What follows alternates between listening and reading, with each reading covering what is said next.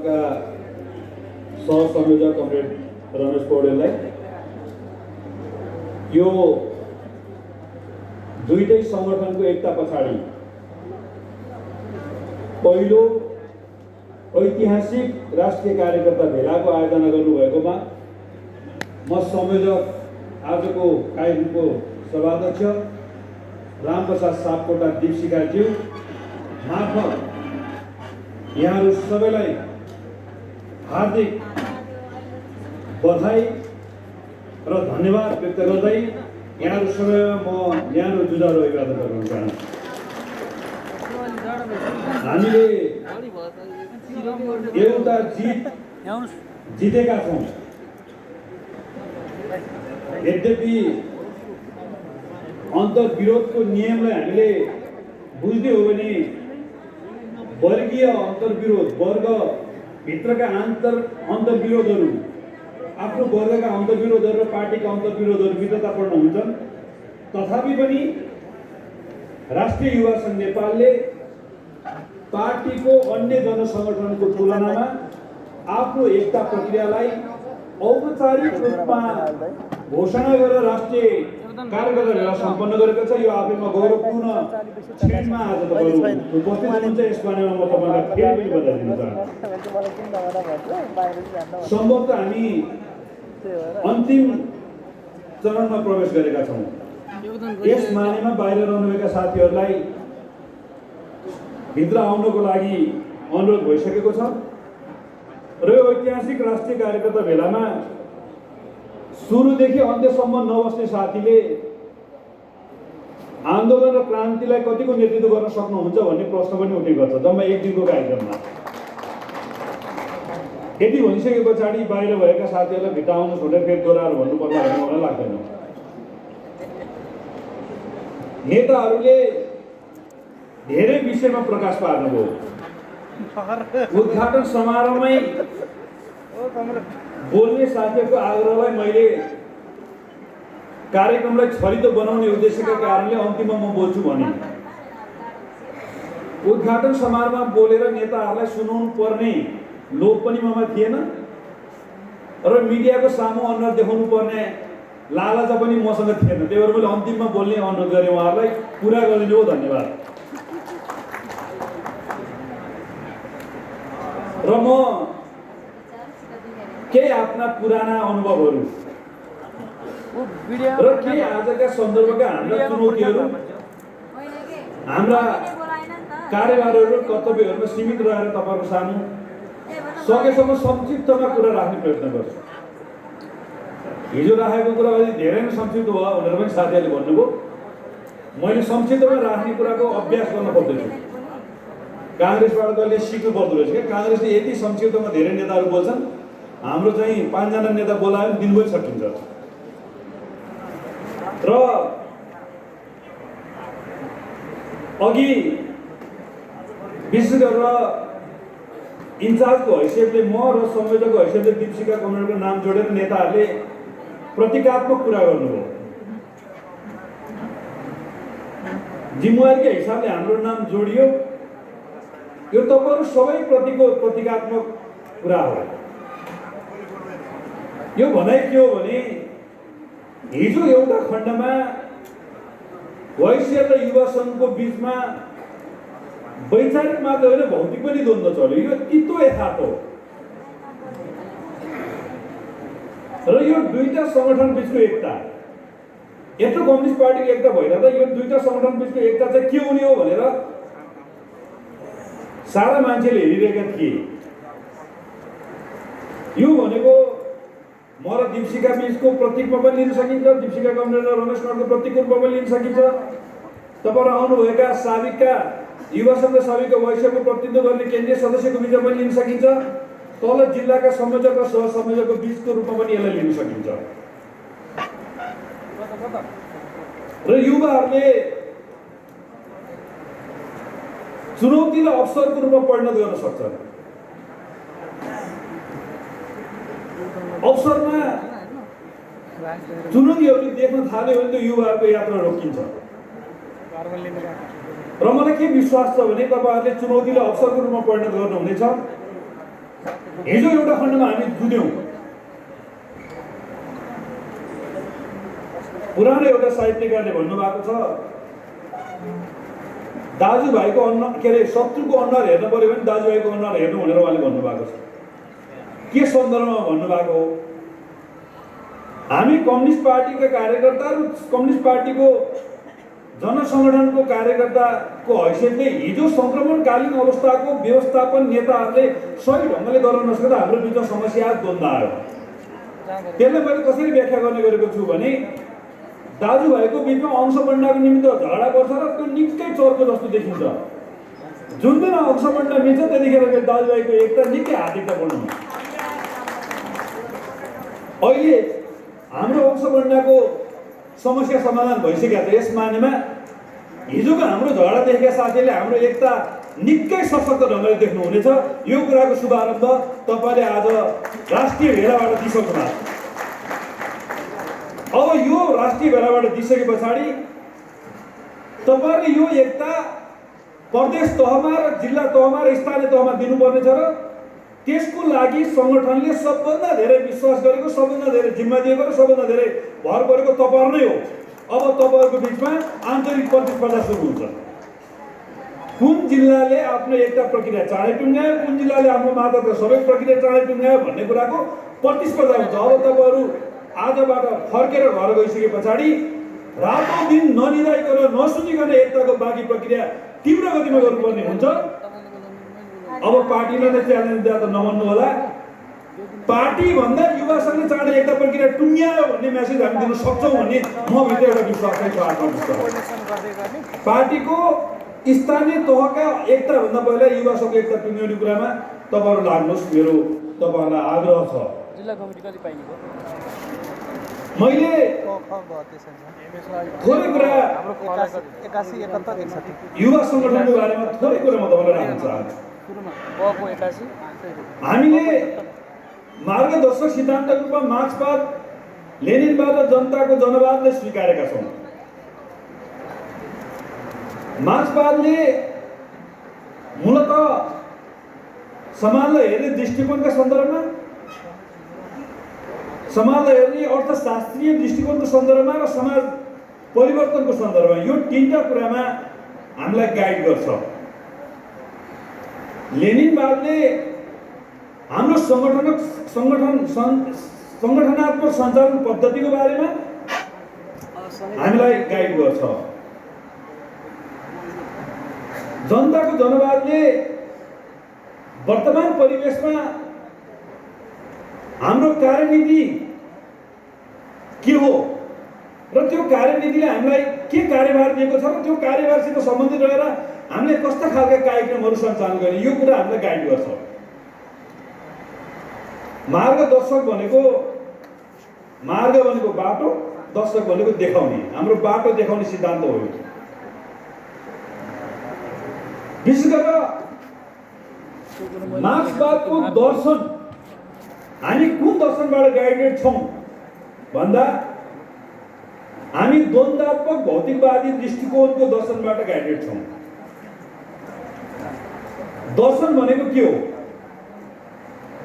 तपाईँलाई थाहा भएका केही कुराहरू मैले पोइन्टमा तपाईँलाई बताइदिएँ। यसो भएपछि हामीलाई अझ सजिलो होला तपाईँहरू फर्केपछि भनेर। दर्शन भनेको समाजलाई हेर्ने र बुझ्ने दृष्टिकोण। नर्मली सबै दर्शनहरू भनेको समाजलाई हेर्ने र बुझ्ने दृष्टिकोण। तर मार्क्सवाद के फरक छ त भन्दा समाजलाई हेर्ने, बुझ्ने र परिवर्तन गर्ने दृष्टिकोण। त्यही भएर मार्क्सवाद चलायमान छ, मार्क्सवाद क्रान्तिकारी छ, मार्क्सवाद सृजनशील छ, मार्क्सवाद वैज्ञानिक छ। हामी क्रिटिकल हुनुपर्छ, हामी द्वन्द्ववादी हुनुपर्छ भनेर नेताहरूले किन भन्नुभयो भने मार्क्सवादले हामीलाई कुनै पनि विषयमा द्वन्द्वात्मक दृष्टिकोण राख र त्यो दृष्टिकोणका आधारमा सत्यको आधारमा के तथ्यको आधारमा सत्य पत्ता लगाउने विधिमा जाऊ भन्ने कुरा मार्क्सवादी दृष्टिकोणले हामीलाई सिकाएर कुनै अन्धविश्वासमा नपर, कुनै भ्रममा नपर, कुनै पनि खालका रूढिगत परम्पराको आधारमा धारणा नबनाऊ। तथ्यमा आधारित भएर सत्य पत्ता लगाऊ र हरेक ठाउँमा द्वन्द्व हुन्छ त्यसलाई सही ढङ्गले व्यवस्थापन गरेर रूपान्तरण गरेर भात खान लागेको बेलामा अन्तिम यति खाना भन्छ खाउँ कि नखाउँ भन्ने मनमा द्वन्द्व हुन्छ हो मरिसकेर खाइदिनु जस्तो लाग्छ होइन नखाउँ होला पेट गडबड हुन्छ भन्ने हुन्छ के गर्दा तपाईँले वैज्ञानिक विषय गर्न सक्नुहुन्छ भने शरीर मोटो छ क्यालोरी बढी छ यति भात नखाएर के फरक पर्छ र भन्नुभयो भने त्यो सबभन्दा वैज्ञानिक हुन्छ मोटो मान्छेको लागि शरीर दुब्लो छ प्रेसर पनि लो छ यति खाँदा ठिकै हुन्छ क्यालोरी पनि बढ्छ भनेर खाइदिनु भने पातलोको मान्छेको लागि त्यो डिसिजन वैज्ञानिक हुन्छ भनेपछि ठोस वस्तु स्थितिको ठोस विश्लेषण गर्ने कुरा चाहिँ मार्क्सवादले फोटो खिचिदिन्छ एउटा त्यो फोटो खिचिदिन्छ एउटा व्यक्तिले हेर्ने दृष्टिकोण पनि त्यही हो उसको नआइ हुन्छ क्यामेरा उसकै हो तपाईँ मोबाइलको हुन्छ कि निर्गुण मान्छे खोज्नु हुँदैन कमजोरी सहितको नेता दोष सहितको नेता मार्क्सवाद भनेको आफ्नो कमजोरी सच्याउने र आफूलाई सही दिशामा लैजानको लागि रूपान्तरण गर्ने अभियान हो त्यो मार्क्सवादलाई आफूमा लगाउने कुरामा नेताहरूले भन्नुभयो आत्मा शुद्ध बनाऊ खान नहुने कुरा नखाऊ कुरा नगर पारदर्शी बन गुटबन्दी नगर धेरै कुरा सिकाउनु तर त्यो कुरा हामीले उहाँले पनि केही न केही गर्नुभयो होला अब गर्नुभएको छ त भन्नुभयो केही न केही गर्नुभयो होला कि उहाँले पनि भन्न अनुमान गर्न सकिन्छ तर त्यो के हो भन्दा आफैले सच्याउने सङ्कल्प हामी मार्क्सवादीहरूको मुख्य सङ्कल्प हो यो रूपान्तरणको अभियान आफैबाट सुरु गर्नुपर्छ स्वामी विकासानन्दले भन्नुहुन्छ परिवर्तन आफैबाट सुरु गर त्यो चाहिँ मार्क्सवादीहरूको मुख्य कुरा हो र मार्क्सवादी अर्थशास्त्रको जुन कुरा हामी गरिरहेका छौँ विशेष गरेर उत्पादन शक्ति र उत्पादन सम्बन्धको बिचको संवेदन गर्दै गर्दा मुलुकलाई समाजवाद र साम्यवादमा लैजाने जुन एउटा मार्क्सको पुँजीमा जुन सिर्जना गर्नुको र विशेष गरेर सन् 2000 पछि विश्वभरि अर्थतन्त्रमाथि ठुलो सङ्कट आइपर्दाखेरि सबभन्दा धेरै बिकेको पुस्तक चाहिँ पुँजी मार्क्सको पुँजी चाहिँ संसारको सबभन्दा धेरै बिक्यो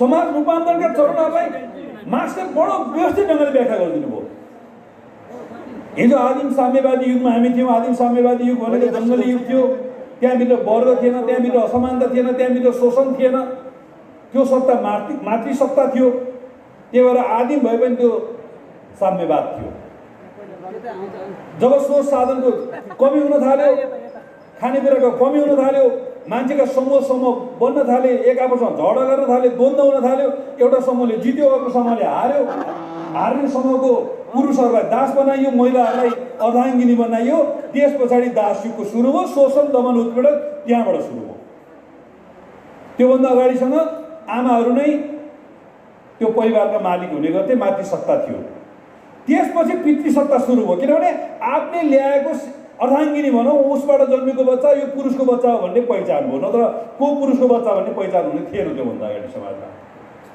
यो मेरो दास भन्ने हो सबभन्दा धेरै दास जसले पार्यो त्यो धनी हुने हो स्रोत साधनको अभाव भयो शिकार खेलेर खानेकुराको कुरा समस्या पर्न थाल्यो त्यस पछाडि जङ्गलबाट ल्याएको मृग ल्यायो होला के गर्यो त्यो क्रमशः बाख्रामा रूपान्तरण होला नीलगाई गाईमा रूपान्तरण होला अर्ना भैँसीमा रूपान्तरण होला पशुपालन युग सुरु भयो र त्यो साम्यवादको पहिलो चरणको कार्यक्रम सुरु हो हाम्रा द्वापर युग कृष्णका कथा पशुपतिनाथका कथा सायद केही युगका कथाहरू सबभन्दा धेरै पशु जोसँग भयो त्यो धनी भयो सबभन्दा धेरै गाई जोसँग भयो त्यो धनी भयो गौदान गर्ने कुरा त्यही बेला समाजको अहिले पनि हामी अवशेष रूपमा गौदान गर्ने गर्छौँ नि हाम्रो आमाहरूले 10 रुपियाँ हालेर गौदान गाईको दामको सट्टा 10 रुपियाँ हालेको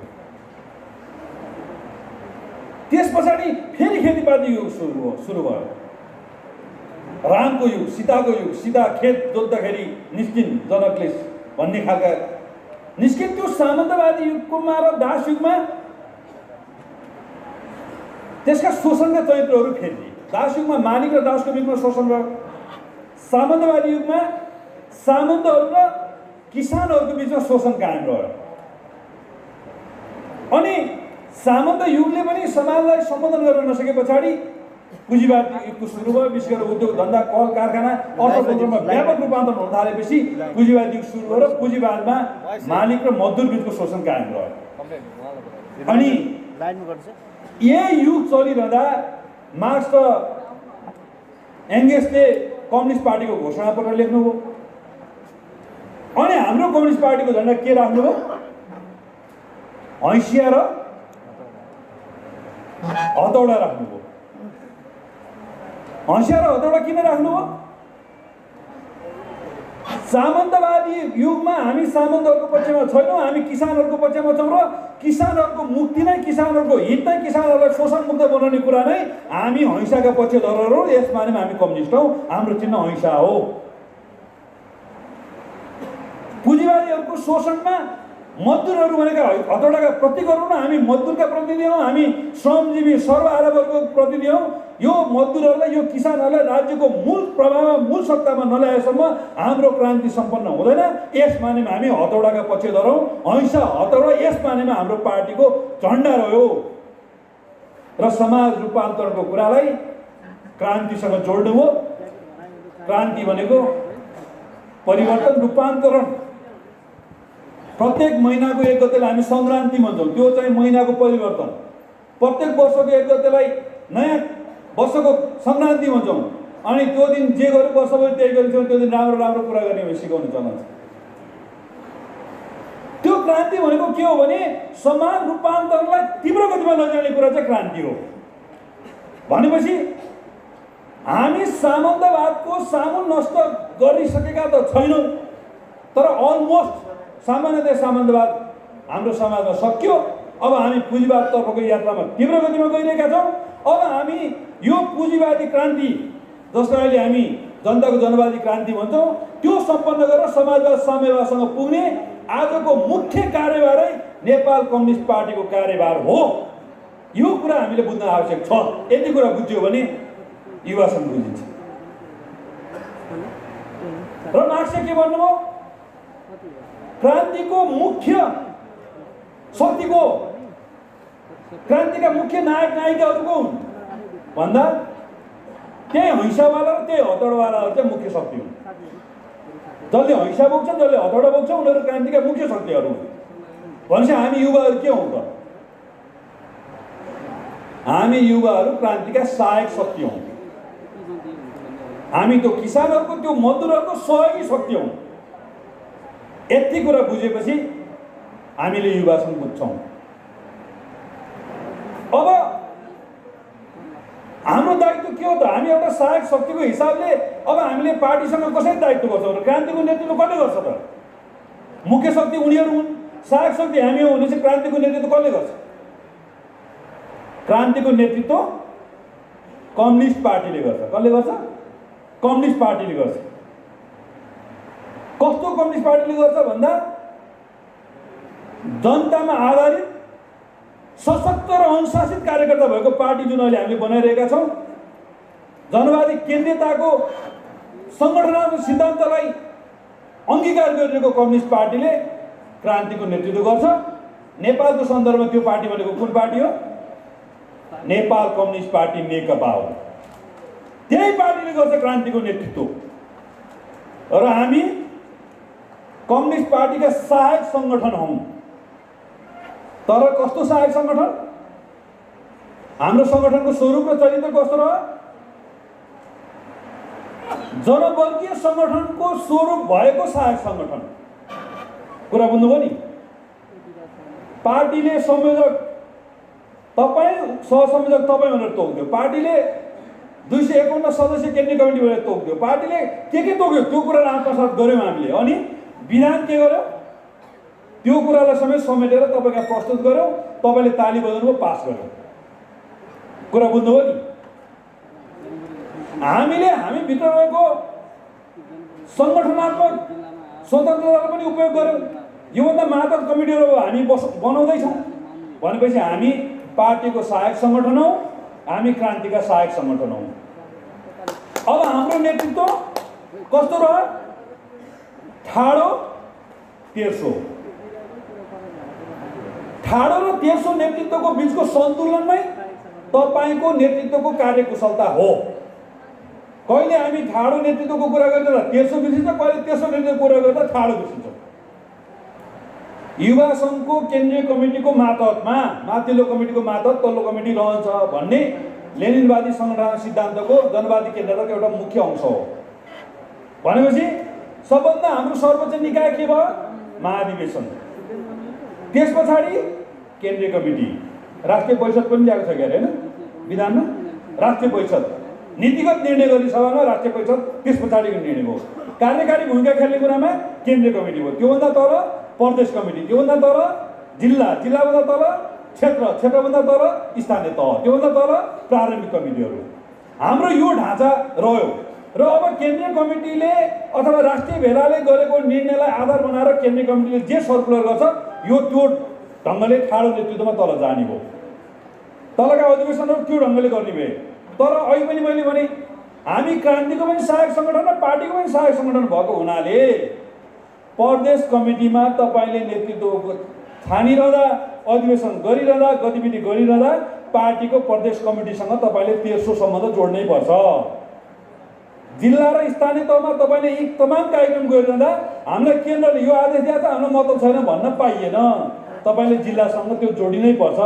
त्यो भएर तपाईँको कार्यकुशलता भनेको ठाडो नेतृत्व र तेर्सो नेतृत्वको बिचको सन्तुलन मिलाएर सङ्गठनलाई चलाउने कुरा नै तपाईँको कार्यकुशलता हो। पार्टीको तर्फबाट म इन्चार्ज भएँ, तेर्सो नेतृत्व मैले उहाँहरूलाई प्रदान गर्ने भएँ। ठाडो नेतृत्व उहाँहरूलाई महाधिवेशनले अधिकार दिने भयो र तल पनि पार्टीले इन्चार्ज तोक्ने भयो, युवा इन्चार्ज हरेक कमिटीले। त्यो युवा इन्चार्ज भनेको पार्टीको तर्फबाट पार्टीको नीति कार्यक्रम, पार्टीको के कुरा त्यो कुरा लिएर आउने नेतृत्व चाहिँ इन्चार्ज भयो। त्यही भएर इन्चार्जले मूलतः तपाईँको साङ्गठनिक स्वतन्त्रतामा इन्चार्जले सामान्यतया हस्तक्षेप गर्दैन, तर राजनैतिक हिसाबले इन्चार्जले तपाईँलाई गाइड गर्छ, जुनसुकै तहका इन्चार्जले पनि। तर तपाईँहरूको बिचमा समस्या रह्यो, अप्ठ्यारा रह्यो, द्वन्द्व रह्यो, विवाद रह्यो, गुटबन्दी देखियो, स्वार्थ देखियो, अप्ठ्यारो देखियो भने पार्टीले हस्तक्षेप गर्छ।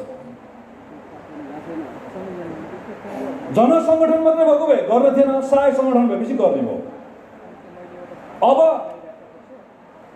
तपाईँहरू जनसङ्गठन सहायक सङ्गठन, तर जनसङ्गठनको पनि केही अधिकार भएको सहायक सङ्गठन भएपछि हामी के हुँदा भन्दा हामी सामुदायिक सङ्गठन हौँ। सामुदायिक सङ्गठन भनेको निश्चित समुदायमा काम गर्ने सङ्गठन। अब हाम्रो सङ्गठनको सीमा र दायरा के छ? 16 वर्ष उमेर पुगेका, 40 वर्ष नकटेका। 16 वर्षदेखि 40 वर्षसम्मको युवाहरू, युवा भनेको पुरुष पनि युवा, महिला पनि युवा। यो युवा भनेको पुरुष जस्तो मात्रै बुझिन थालेको छ अहिले। त्यही भएर धेरै सहभागिताहरू महिलाहरू कमजोर देखिन्छ। त्यही भएर 16-40 का युवाहरूको बिचमा हामी काम गर्ने सङ्गठन हौँ, हामी सामुदायिक सङ्गठन हौँ। यति कुरा हामीले बुझ्न आवश्यक छ। र यो 16-40 का युवाहरूको बिचमा काम गर्दाखेरि यसका केही राम्रा विशेषताहरू छन् र केही कमजोरीहरू छन्। यो कुरालाई हामीले कतिको सही ढङ्गले सन्तुलन गरेर परिचालन गर्न सक्छौँ। जस्तो राम्रो कुरा, बलियो हुन्छ त्यो समूह, त्यो समूह सृजनशील हुन्छ, त्यो समूह क्रियाशील हुन्छ, त्यो समूह जस्तोसुकै रिस्क लिन सक्छ, जस्तोसुकै चुनौती थाप्न सक्छ। त्यो समूहबाट हामीले हाम्रा उद्देश्य अनुसारका परिवर्तनका सबै कुराहरू बडो सहज ढङ्गले टुङ्ग्याउन सक्छौँ। तर कमजोरी के हुन्छ? त्यो समूह अलिक फ्रेक्सन गर्ने खालको हुन्छ, अलिक कहिलेकाहीँ रिसाउने खालको हुन्छ, अलिक कहिलेकाहीँ बल देखाउने खालको हुन्छ, कहिले फुर्ती लगाउने खालको हुन्छ, कहिलेकाहीँ अरूलाई नटेर्ने खालको हुन्छ। यसका कमजोरीहरू छन्। जसरी बगेको नदीलाई बाँध बनाएर हामीले सिँचाइ गर्यौँ भने त्यसले प्रतिफल दिन्छ, जसरी टनल बनाएर बिजुली उत्पादन गर्यो भने त्यसले प्रतिफल दिन्छ। युवा आन्दोलनलाई पनि त्यो सही दिशामा सही ट्र्याकमा ल्याउने काम हाम्रो काम हो। समय सन्दर्भमा युवा आन्दोलन देखेका कमजोरीहरूलाई फरक ढङ्गले डिल गर्नुपर्ने हुन्छ। कुनै बेला थियो युवा आन्दोलन जतिखेर हामी नेतृत्व गर्थ्यौँ, प्रतिरोधी आन्दोलनको अगुवाको रूपमा यसले काम गर्नुपर्ने स्थिति बन्यो। किनभने सामन्तवादी शक्तिहरू सर्वलै रहेका थिए, अराजकतावादी शक्तिहरू सर्वलै रहेका थिए। विचारमा अतिवादी मान्यता राखेर क्रान्तिमाथि हमला गर्ने शक्तिहरू अनेक खालका गतिविधि गरिरहेको बेलामा हामीले हाम्रो सङ्गठनलाई प्रतिरोधी बनाउन आवश्यक थियो र हामीले सङ्गठनलाई प्रतिरोधी बनायौँ। त्यो प्रतिरोधी बनाउने सन्दर्भमा हामीले नारा दियौँ,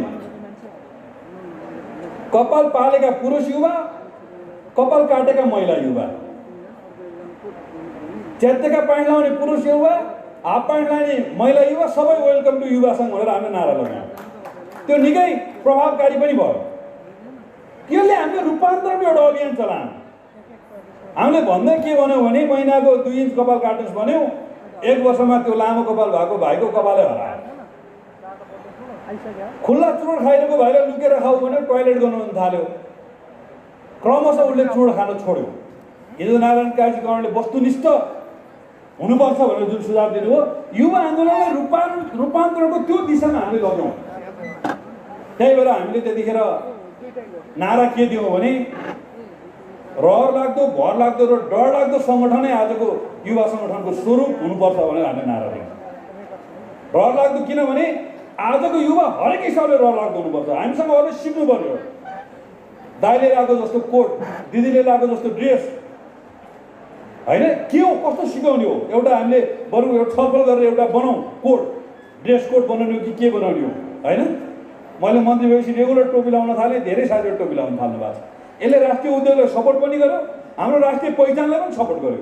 के हुनसक्छ, हामी एउटा हरेक क्षेत्रमा रहर लाग्दो सङ्गठन, हरेक क्षेत्रमा सबभन्दा अगाडि हामी जाने। अघि दीपशिखा गभर्मेन्टले जे कार्यक्रमहरू प्रस्तुत गरौँ, हरेक ठाउँमा हामी अग्र जाने। सबभन्दा पहिला हाम्रो खोजो समाजले भर लाग्दो सङ्गठन। कोही बिरामी भयो सबभन्दा पहिला उद्धार गर्ने युवा सङ्घ, काहीँ आपद पऱ्यो विपद पऱ्यो सबभन्दा पहिला पुग्ने राष्ट्रिय युवा सङ्घ, कसैको शुभ कार्य केही भयो सबभन्दा सहयोग गर्ने युवा सङ्गठन, काहीँ भ्रष्टाचार भयो भ्रष्टाचारलाई तल लगाउने युवा सङ्गठन, काहीँ अनियमितता भयो त्यो अनियमितता तल लगाउने युवा सङ्घ, सबभन्दा ठुलो आलु कसको फल्यो भन्दा युवा सङ्घ। किसान सङ्घको नेता छ सबभन्दा गिर्खे आलु उसै घर फलाएर भाषण गर्दै हिँड्छ, त्यसलाई कसैले किसान सङ्घको नेताको पत्याउँछ। शिक्षक सङ्गठनको नेता छ, उसको स्कुलमा विद्यार्थी 7 जना छ, टिचर 9 जना छ, अब उसलाई कसैले पत्याउँछ। युवा सङ्गठनको नेता भनेको छ एकताका। त हाम्रो सङ्गठन कस्तो भने हामीले भन्दै गर्थ्यौँ अद्वैसी जस्तो सङ्गठन भयो, तालु खुलेका जस्तो सङ्गठन भयो। यो 1640 त्यही भएर टाइट गरेको हामीले। मैले हिजो पनि अलिकति भन्दा के साथीले चित्त दुख्यो होला, चित्त नदुखाउनुहोस्, म पनि 40 नागिसकेँ, त्यही भएर चित्त दुखाउनु हुँदैन। हामीले त्यो खालको एउटा भरपर्दो सङ्गठन युवा सङ्घ नेपाललाई बनाउन लागेका छौँ, बनाउन खोजेका हिजोदेखि नै।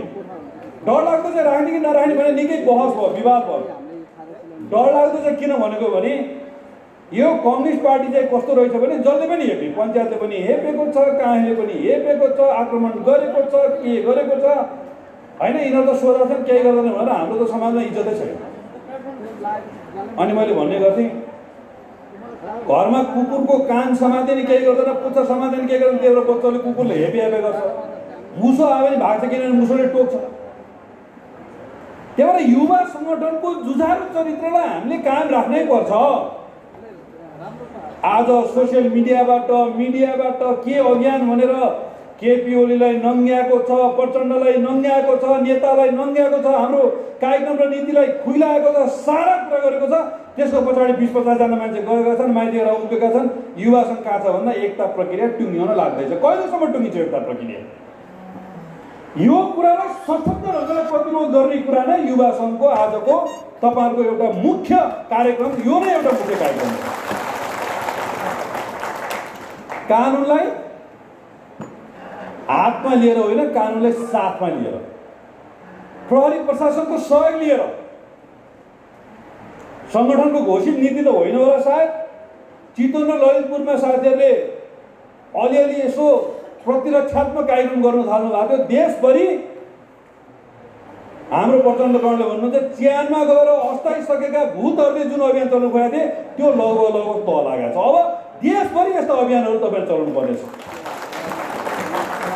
अब यस्तो चलाउनुको निमित्त हाम्रा कतिपय साथीहरू खुब आदर्शवादी हुनुहुन्छ, खुब क्रान्तिकारी हुनुहुन्छ, खुब भावुक हुनुहुन्छ।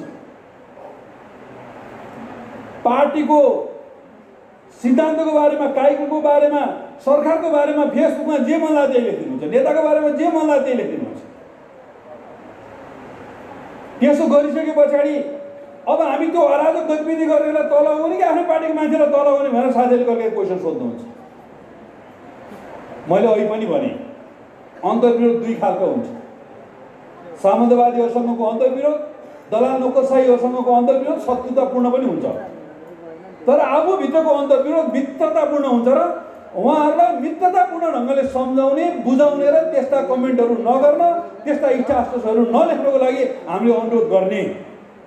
त्यो मित्रतापूर्ण ढङ्गले, त्यो हार्दिकतापूर्ण ढङ्गले सम्झाउँदा बुझाउँदा मान्नु भएन भने पार्टीले कारबाही गर्ने जुन सिस्टम छ सङ्गठनले त्यसलाई कार्यान्वयन गर्ने, अनुहार कसैले पनि नहेर्ने, कसैले नछोप्ने, कसैले नढाक्ने, यति कुरा आचार संहिता बनाएर युवा सङ्घबाट सुरु गर्नुभयो भने पार्टीले पनि त्यो कुरा सिक्छ भन्ने मलाई लाग्छ।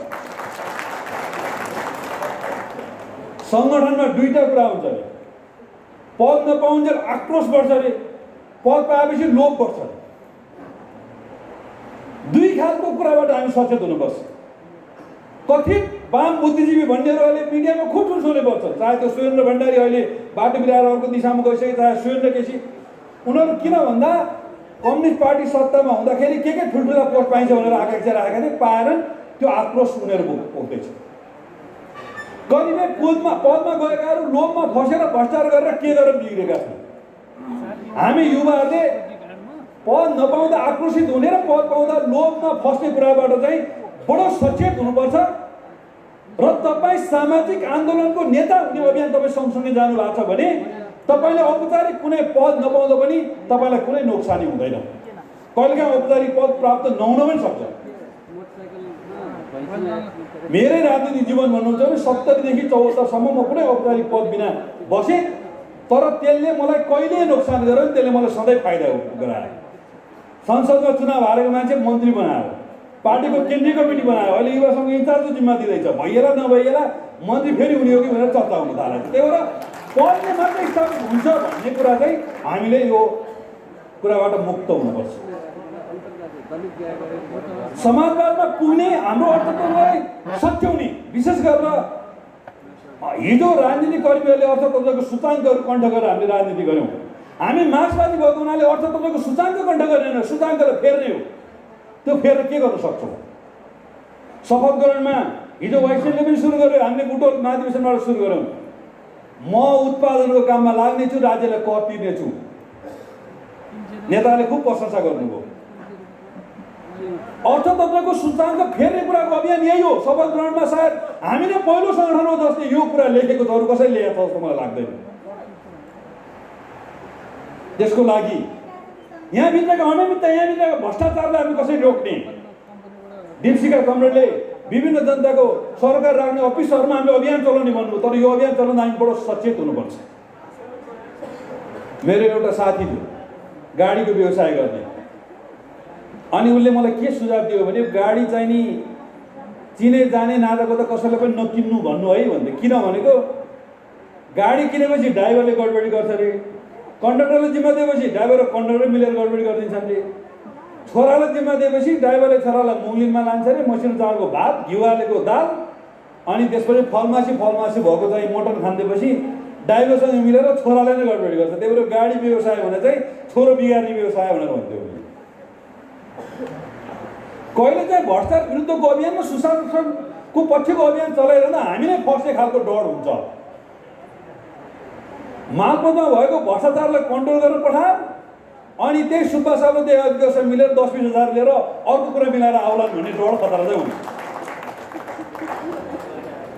त्यही भएर यो कुरामा बडो सचेत ढङ्गले हामीले यो अभियानहरू चलाउनुपर्छ र समाजमा युवा सङ्घ डरलाग्दो हुनुपर्छ भन्ने यो सेन्समा कि भ्रष्टाचारीहरू युवा सङ्घसँग डराउनु पर्यो। एउटा गरिबको, एउटा किसानको, एउटा मजदुरको, एउटा दलितको, एउटा जनजातिको पैसा खाएर मालपोतमा गडबडी भएको छ भने युवा सङ्घको कुनै नेताले फोन गर्दा तपाईँले 10,000 खानुभयो त तपाईँको हाम्रो भेटघाट गर्नु पऱ्यो होइन, भेटघाट नगर्नुहोस् म फिर्ता गर्छु भनेर भन्ने स्थिति बन्नु पऱ्यो। म त त्योभन्दा माथि उठेर तपाईँलाई के भन्छु भने प्रधानमन्त्रीले म भ्रष्टाचार गर्दिनँ, भ्रष्टाचार गर्न दिन्न भन्नुभएको छ। युवा सङ्घले एउटा अभियान किन नचलाउने? 77 जिल्लामा एउटा जिल्लाले 10 जना भ्रष्टाचारी समाउनुहोस् र अख्तियारको पैसा खुवाउनुहोस्। 770 जना भ्रष्टाचारीलाई तपाईँले 15 दिनभित्र समाउन सक्नुहुन्छ।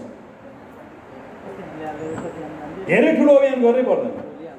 त्यो भ्रष्टाचारी महापौरमा छ कि प्रशासन कार्यालयमा छ कि पुलिसमा छ कि कहाँ छ, ल परे म बिहोस्, त्यो गरे बाबत नेताले तपाईँलाई गाली गर्छ भने म जिम्मा लिन्छु, संयोजक र सहसंयोजक जिम्मा लिनुहुन्छ। यस्तो अभियान चलाइदिनुहोस् कि त्यो पैसा खाँदाखेरि उसको हात थरथर यो युवा सङ्घको हो कि अख्तियारको हो कि यो पैसा भन्ने होस् र सामाजिक रूपमा भएको यो विद्रोहले मलाई लाग्छ भ्रष्टाचारीहरू तल लाग्नेछन् र सरकारको सहयोगी, हामी मुख्यतः अहिलेको क्रान्तिको कार्यवाला सहयोगी सङ्गठन जुन हामी भनेका छौँ, यसले कति ठुलो सहयोग हुन्छ होला युवा सङ्घको तर्फबाट सरकारको यो अभियानमा, प्रधानमन्त्रीको यो अभियानमा, पार्टीको यो अभियानमा। अस्ति नगरकोटमा एउटा गजबको पोस्टर आयो, तपाईँले कतिको अनलाइन हेर्नुभयो। त्यो काम नगर्ने ठेकदारलाई, हुन त अब जनावरको पनि अधिकारको कुरा आएको छ, त्यो राम्रो कि नराम्रो बहस गरौँला, टाँस्यो।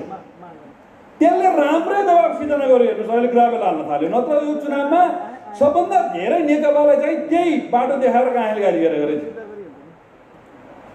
मैले त अझ केसम्म भनेको भने कालीमाटीबाट थानकोट जाने, कलङ्कीबाट थानकोट जाने सडकमा सर्वोच्च अदालतको फैसलाले त्यो काम रोक्यो, मुआवजा दिनुपर्ने कुरा आयो। 1 अर्बको बाटो बनाउनको लागि 80 अर्ब मुआवजा दिन यो सरकारले सक्दैन, यसो समृद्धि हुँदैन। यसको सन्दर्भमा कहिलेकाहीँ न्यायालय कार्यपालिकाप्रति असहिष्णु हुनसक्छ र अघि प्रधानमन्त्रीले भन्नुभएको जस्तो वैचारिक रूपमा हामीलाई जहिले पनि आलोचना गर्ने प्रवृत्ति त्यो न्यायालयमा पनि हुनसक्छ। यदि रघुवीर कमरेड्रमा म भइदिएको भए म तपाईँलाई के भन्थेँ भने त्यो न्यायाधीश फैसला गर्ने न्यायाधीशको फोटो थानकोटमा लगेर टाख्नुहोस्, त्यसले जहाँ फैसला गरेर त्यहाँ चाहिँ बाटो बन्दैन, बाँकी सबै बाटो बनाउने अभियानमा लाग्छ। डिप्सीका करणले भनेको जस्तो 10 किलोमिटर बाटो बनाउने कुरा उहाँले भन्नुभयो, ठेक्का पट्टाको कुरा होइन। हिजो अलिकति नारायण करणले व्याख्या गर्दाखेरि अलिक कन्फ्युजन भयो जस्तो लाग्यो। युवा सङ्घले जिम्मा लिएर सामाजिक अभियान चलाएर श्रमदान गराएर 10 किलोमिटर बाटो किन बनाउन सकिन्न? पिच गर्न नसकेर आसपास पिच, तर गाउँको बाटो बनाउन सकिन्छ नि, सीमाङ्कन गर्न सकिन्छ नि त। सरकारको बजेट परेको छ, सीमाङ्कन नभएर बाटो रोकेको छ। युवा सङ्घले टेप लिएर 8 मिटर 11 मिटर 14 मिटर कति हो ल हामी गर्छौँ भनेर वडा अध्यक्षहरूसँग मिलेर सीमाङ्कन गर्न सक्छ नि। 5 वटा पोल नसारेर बाटो रोकेको छ। कुलमानजीको विरोध गर्यो कि आलोचना भइहाल्छ, तर त्यस्ता 5 वटा पोल नसारेर देशभरिका कति सडक रोक्या छन्। त्यो पोल सार्ने कुरामा विद्युत प्राधिकरणलाई गएर दबाब दिएर त्यहाँ ल्याएर जनताको सामु पोल सार्न सकेला नि त। त्यसपछि त बाटो सर अगाडि बढ्ला नि। 9 खर्बभन्दा बढी बजेट पुराना योजनाहरू रोकिएका छन्। काङ्ग्रेसको पालामा कमिसन खाएर बजेटको सुनिश्चितताका नाउँमा धेरै कामहरू भएका छन्। ठेकेदारहरू आज भागेका छन्, मोबिलाइजेसन लिएका छन्, जग्गा किनेका छन्, अनावश्यक ढङ्गले योजनाको म्याद थपेका छन्, अनि तालपरे सरकारको विरुद्ध मुद्दा हाल्न गएका छन्। नगरकोटका युवाहरूले गरेको त्यो अभियान, त्यो नगरकोटको युवाले गरेको अभियान पनि युवा सङ्घसित सम्बन्धित युवाहरूले गरेका हुन्। त्यो अभियान देशभरि तपाईँले गर्नुभयो भने 9 खर्बभन्दा बढीका हजकण्डा योजनाहरू पुरा गर्नुको निमित्त निकै ठुलो ऊर्जा प्रदान गर्छ। मलाई लाग्छ हामीले सहयोग यसरी नै गर्ने होला। सरसफाइको अभियान कहिलेकाहीँ राजीव कमरेडसँग रमेश कमरेडसँग मैले कुरा गर्दाखेरि तपाईँको पालामा त गाह्रो थियो, राजाले पनि के गरेको थियो, कसले पनि के गरेको थियो। अहिले त अब मुद्दाहरू उठान गरेर युवा प्रचार गर्ने कुरा चुनौतीपूर्ण हुनु, हरेक समय चुनौतीपूर्ण हुन्छ। त्यो समय मर्नको लागि तयार बनाउनु पर्ने थियो, त्यो झन् चुनौतीपूर्ण थियो। अहिले त मर्नको लागि तयार हुनु पर्दैन, अहिले त फोहोरी हुनको लागि तयार हुनु पर्यो। तपाईँले अभियान फोहोर मैलाको अभियान व्यापक रूपमा चलाउनु भयो। गाडीबाट फोहोर फाल्न नदिने, ठाउँ ठाउँमा डस्टबिन राख्ने, जनतासँग एकाकार हुने, नदी सफा गर्ने, नदीमा ढल राख्न नदिने, यस्ता अभियानहरू युवा सङ्घ नेपालले स्थानीय तहसँग मिलेर सरकारसँग मिलेर देशभरि गऱ्यो भने जिरो लगानीमा यस्ता अभियानहरू कति प्रभावकारी होला। मैले सांसद भएपछि टेस्ट गरेँ। हनुमन्ती सभा अभियान नेपालको सफल अभियान हो। अरण्यको हाइवे सफा अभियान नेपालको सफल अभियान हो। काठमाडौँ फोहोर भयो। काठमाडौँमा के भयो? अस्ति सिन्धुपाल्चोकका युवा साथीहरूले गरे जस्तो लाग्छ मलाई। तिनकुलेमा पानी हाल्नु हो, युवा सङ्घसित सम्बन्धित साथीहरूले हाल्नुभयो जस्तो लाग्छ। त्यसले कति राम्रो सन्देश गयो। यस्ता खालका कुराहरू के गर्न सकिन्छ यसलाई बडो व्यवस्थित ढङ्गले हामी गर्न सक्छौँ। युवा समस्याको परिचालनमा हामी के गर्न सक्छौँ? हामी बडो व्यवस्थित ढङ्गले काम गर्न सक्छौँ। स्वास्थ्य शिक्षा हाम्रो अधिकार भनेर हामीले नारा दिइरहेका छौँ। शिक्षा र रोजगार, स्वास्थ्य शिक्षा र रोजगार युवाको अधिकार, यो हाम्रो कार्यान्वित नारा हो। यसलाई कसरी हामीले क्याच गर्न सक्छौँ? सरकारले स्वास्थ्य बिमाको कार्यक्रम ल्याएको छ, त्यसमा हामी स्वयंसेवककै हिसाबले आफ्नो जिल्लाभरि गर्न सक्छौँ होला। शैक्षिक प्रमाणपत्र धितो राखेर लोन दिने कुरा, महिला उद्यमीले लोन दिने कुरा, अनेक खालका कार्यक्रमहरू सरकारले ल्याएको छ। महिला उद्यमीको उद्योग निःशुल्क दर्ता हुन्छ, 5 वर्ष आयकर फ्री हुन्छ। राज्यले दिएका यस्ता असङ्ख्य लाभहरू तपाईँलाई थाहै छैन। त्यो लाभको सदुपयोग गर्नको निमित्त वाणिज्य बैङ्कमा 50 जना युवा लिएर गएर लाइन लाग्ने, त्यो बैङ्कले त्यहाँ कर दिँदैन अनि त्यो बैङ्कमा टेबल ठोकेर झगडा गरेर 50 जना युवालाई 5-5 लाख रुपियाँ लोन दिनु, 7-7 लाख रुपियाँ लोन दिनुभयो। महिलाहरूलाई 15-15 लाख रुपियाँ लोन दिनुभयो। दलितहरूलाई 10-10 लाख रुपियाँ लोन दिनुभयो भने युवासँगको हाइट कहाँ पुग्छ? त्यसले रोजगारलाई कति ठुलो सहयोग पुग्छ? हामी कृषिका असङ्ख्य काम गर्ने भन्नुभयो संयोजक कमरेडले। कृषिको यान्त्रिकरण गर्ने कुरा, वैज्ञानिकरण गर्ने कुरा आज सरकारले मुख्य कार्यक्रम बनाएर ल्याएको। तपाईँ कृषिमा काम गर्नुहुन्छ भने 2 करोडसम्मको लोन दिन्छ। तपाईँलाई ट्र्याक्टर अनुदान दिन्छ, 50% अनुदान, 100% अनुदान, विभिन्न खालका अनुदानहरू दिन्छ। तपाईँलाई तालिम दिन्छ गरिब तथा साना उद्योग कार्यालय मार्फत। अब म त कृषिको आधुनिकीकरण मात्रै भन्दैन, कृषिको औद्योगिकरण भन्छु मैले। बाउआमाले काम गर्ने मान्छे नपाउने, छोराछोरीले काम गर्ने ठाउँ नपाउने। किन बाबुआमा आफै भनेर काम गर्ने मान्छे छैन भन्नुहुन्छ, छोराछोरी किन फेसबुक र टिभीमा बाबु भन्यो भने खोइ काम गर्ने ठाउँ छैन भन्नुहुन्छ। यो कुराको अन्त्य गर्न युवासँगले मात्रै सक्छ, अरूले यो कुरा गर्न सक्दैन। मकै भुटेर खाने र पिठो मात्रै खाने हो र मकैको कन्फ्लेक्स बनाउने होला, केक बनाउने होला, के बनाउने, हाम्रा वरिपरि भएका वस्तुहरूलाई भ्यालु एड गर्ने कुरामा हामी के गर्न सक्छौँ? यो कुरा हामीले गर्ने उत्पादनको काम त्यहीसँग जोडेला। हाम्रो घरमा आत्मनिर्भर घर बनाउँ। हिजो करेसा बारीको कुरा गर्नुभयो। हाम्रो घरमा सोलर लाइट अनिवार्य, हाम्रो घरमा जमिन मुनिको पानीको तान्ने सिस्टम अनिवार्य, आकाशबाट परेको पानीलाई त्यहाँ जमिन मुनि पठाउने सिस्टम अनिवार्य, हाम्रो घरमा मललाई के फोहोरलाई कम्पोस्ट मलमा परिणत गर्ने सिस्टम अनिवार्य, अनि हाम्रो घरमा बत्ती नआए पनि उज्यालो हुन्छ, तरकारी नभए पनि करेसामा तरकारी फल्छ, घरको टोयलेटको मानव मूत्रलाई गोबर ग्यास बनाउँदाखेरि एलपी ग्यास नबनाउँदा पनि हाम्रो घरमा भात पाक्छ। कमसेकम युवा सङ्घका नेताले यति कुरा गरिदियो भने हाम्रो अर्थतन्त्रमा कति ठुलो सपोर्ट पुग्ला। आज डिजल र पेट्रोलमा मात्र हामी 3 खर्ब ल्याउँछौँ वर्षभरिमा। हामीले आत्मनिर्भर घरको एउटा कन्सेप्ट बनाएर गयौँ भने लोड सेडिङ अन्त्य हुँदैछ, सोलर गाडी आउँदैछ, विद्युतीय गाडी आउँदैछ, अब इन्डक्सन चुलोबाट भात पकाउ भन्दैछ सरकारले। 3 खर्बको बजेट घाटा हाम्रो कारणले घटाउन सक्यो भने यो कति ठुलो उपलब्धि हुन्छ। समाजवाद उन्मुख अर्थतन्त्र बनाउने कुरामा हाम्रो पार्टीको मुख्य कार्यभारलाई सहायक सङ्गठनको रूपमा हामीले खेल्ने भूमिका सायद यही होला भन्ने लाग्छ मलाई। तर यो सबै गर्नको लागि तपाईँहरूसँग सशक्त सङ्गठन चाहियो।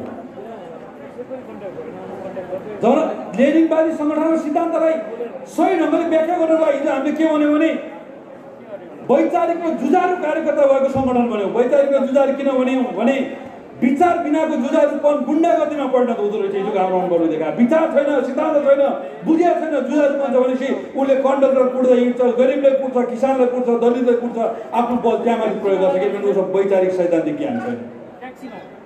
वैचारिक सैद्धान्तिक ज्ञान छ तर उसँग आँट, हिम्मत, जोस जाँगर ऊर्जा छैन भने उसले के गर्छ भन्दाखेरि खुराफानी काम गर्छ। एकले अर्कालाई कुरा लगाइदिन्छ। नेता भएको मैले गर्दा भएको, नभएको उसले गर्दा नभएको भनेर कुरा लगाइदिन्छ। नेताहरूका घर दैलो कार्यक्रम चलाउँछ। चुनावमा घरदैलो कार्यक्रम गर्ने हो, नेताहरूको घरदैलो कार्यक्रम गर्ने केही अर्थ छैन। अनि फोन गरेर भ्रम चिन्छ, केबाट भ्रम चिन्छ? जसरी आज साम्राज्यवाद आधुनिक सूचना प्रविधिबाट, टिभीबाट, मोबाइलबाट, फेसबुकबाट, मेसेन्जरबाट, ट्विटरबाट हाम्रो बगलीमा घर घरमा आइरहेको छ। त्यसै गरी हाम्रो यो अराजकता र गुटबन्दी पनि त्यो ढङ्गले बाहिर जाने गर्छ। त्यही भएर हामीले चाहेको सङ्गठन भनेको जुझारु र वैचारिक सङ्गठन हो। यसको पहल कदमीको नेतृत्व तपाईँहरूको भागमा छ र तपाईँले गर्नुपर्छ र तपाईँले तलबाट सिकाउनुपर्छ। सिकाउने कुरा माथिबाट मात्र हुँदैन। एकल महिलाहरूले रातो लगाउने अभियान नवलपरासीका महिलाहरूबाट सुरु भएको थियो र आज देशभरि त्यो अभियान सुरु हो। तपाईँले गरेका राम्रो काम आजको आधुनिक सूचना प्रविधिमा देशभरि तरङ्गित भएर फैलिने गर्छ। यो कुरालाई तपाईँहरूले बडो व्यवस्थित ढङ्गले अगाडि बढाउनुहोस्। सङ्गठन यस्तो जुझारु बनाउनुहोस्, सिट्ठी लगाएको भरमा हिजो कमान्ड, कम्युनिकेसन, कन्ट्रोल 3C को आधारमा वाइसिएलले सङ्गठन बनाउने गर्थ्यो। आज त्यो 3C लाई फेरि जमाउनुहोस्। यस्तो कमान्डमा राख्नुहोस्, ठोक भनेपछि ठोक, रोक भनेपछि रोक। कहिले ठोक भनेपछि ठोकै गर्ने, रोक भनेपछि नरोक्ने, त्यो होइन। ठोक भन्दा नठोक्ने, रोक भनेपछि नरोक्ने हो नि कमान्डमा भएर। ठोक भनेपछि ठोक, रोक भनेपछि रोक। चितवनमा ठोक, नवलपरासीमा नठोक, किनभने ठोक्न पनि थिएन। त्यही हो सायद आदेश। यही हो कमान्डमा जाने कुरा। कम्युनिकेसन हुनु पर्यो। तपाईँहरूको हरेक कुराको कम्युनिकेसन माथिल्लो तहमा आउनु पर्यो, तल माथि तहमा जानु पर्यो र हरेक कुरा कन्ट्रोल हुन पर्यो। मन पराएको छैन तर जिब्रो टोकेर के गर्नु नेताले भनिहाले, साथीभाइले भनिहाले, यही होला नि त कन्ट्रोल, कमान्ड र कम्युनिकेसन। यो खालको सङ्गठन हामीलाई चाहिएको छ। नेताहरूले हामीसँग विश्वास गरून्, भरोसा गरून्। यति धेरै नेताहरू किन आउनुभयो भन्दा हामीसँग आशा, विश्वास र भरोसा भएर आएको हो। हामीसँग त्यो आशा र ऊर्जा हामीले सक्यौँ भने नेताहरूसँगको हाम्रो पहुँच पनि सकिनेछ, कार्यकर्ताको सँगको भरोसा पनि सकिनेछ। म तपाईँलाई अनुरोध गर्न चाहन्छु, माथिल्लो नेतृत्वसँगको पहुँचलाई स्थापित गर्ने हो र तलको कार्यकर्ताहरूसँगको भरोसालाई व्यवस्थित गर्ने हो।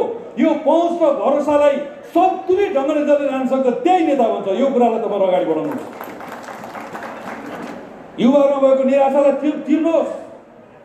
युवाहरूमा रहेको अल्छीपनालाई हटाउनुहोस्। युवाहरूमा आशा र ऊर्जा दिनुहोस्। त्यही भएर आऊ अभियान आशा र ऊर्जा जगाउने अभियान। जब युवाहरू आशावादी हुन्छन् तब यो अभियान सफल हुन्छ। नत्र युवाको निराशाले युवाहरू विद्रोहमा लाग्ने, युवाहरूको निराशाले तिनवटा विभन्ने गर्छ मैले, विद्रोहमा लाग्ने, विसङ्गति विकृतिमा लाग्ने अनि युवाहरू विदेशतर्फ लाग्ने। यो तिनवटा बीको विरुद्ध युवासँग अभियान चलाउनुपर्छ। अब युवाहरूमा आशा र ऊर्जा जगाउँदै अब युवाहरूलाई विदेश जान रोक्ने अभियान हाम्रो हुनुपर्दछ।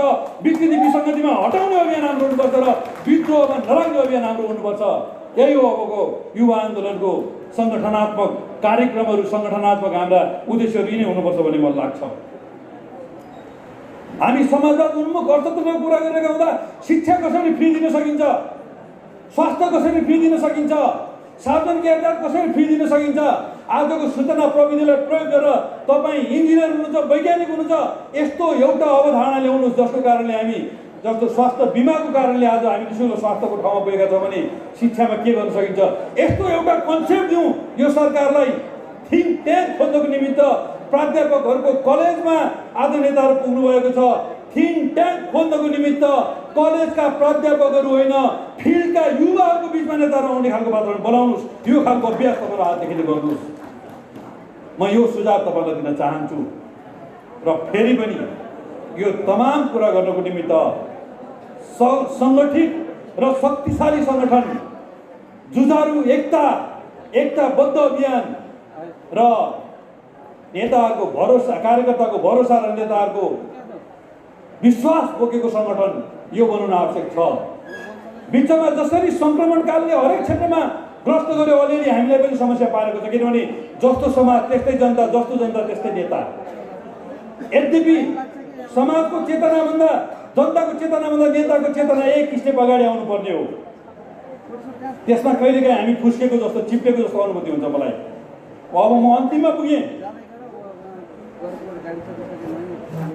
नेतामुखी होइन नीतिमुखी हुनुपर्छ सङ्गठन भनेर पुष्पलाल कुमारले भन्नुभयो।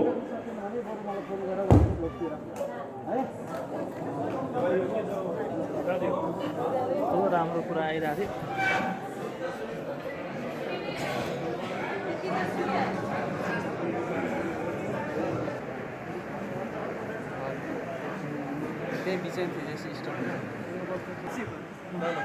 यो अहिले हामीले ठुलो सङ्गठन बनाउने अभ्यास गरिरहेका छौँ। नेताहरूले हामीले यसमा अघि सुझाव पनि दिनुभएको छ। यो दुई खालका मान्छे हामीलाई चाहियो, एउटा मानका मान्छे चाहियो, एउटा कामका मान्छे चाहियो। आज हाम्रो त्यो परिस्थिति त्यो ठाउँमा छ।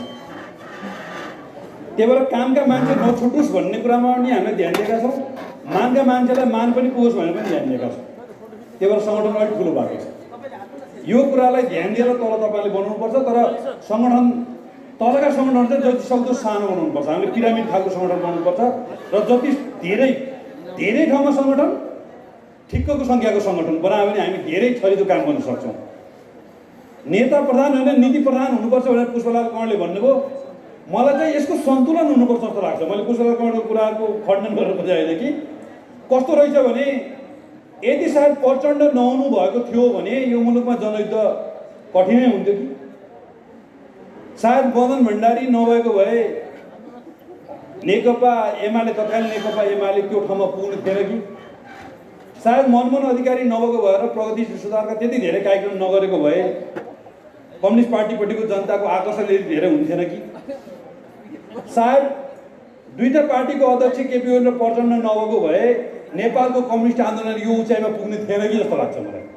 त्यही भएर नेता र नीतिको बिचको सन्तुलनै कम्युनिस्ट पार्टी हो जस्तो लाग्छ मलाई। र नेता भन्ने प्रक्रिया भनेको जनताको आम खालको चरित्र हुन्छ।